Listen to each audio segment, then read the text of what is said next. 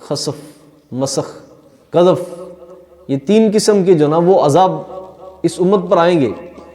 اس وقت اگر مسلمان ہیں تو وہ بھی نبی علیہ السلام کی امت ہے، یہود ہیں تو وہ بھی اس امت میں شامل ہیں، اور کرسچن ہیں، عیسائی ہیں تو وہ بھی اس امت میں کیا ہیں؟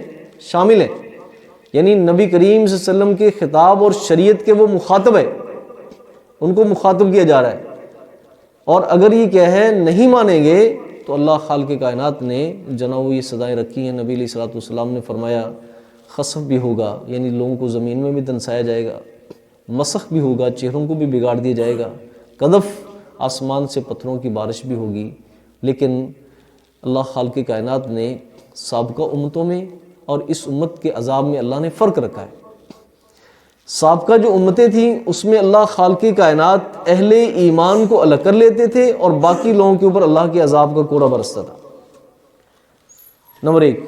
نمبر 2، کلی طور پر ان سب کو تباہ و برباد کر دی جاتا تھا، ان کو ختم کر دیا جاتا اور روئے زمین کو ان کے وجود سے پاک کر دی جاتا تھا۔ لیکن اس امت کے لیے اللہ رب العزت نے اپنے پیمانے مختلف رکھے ہیں۔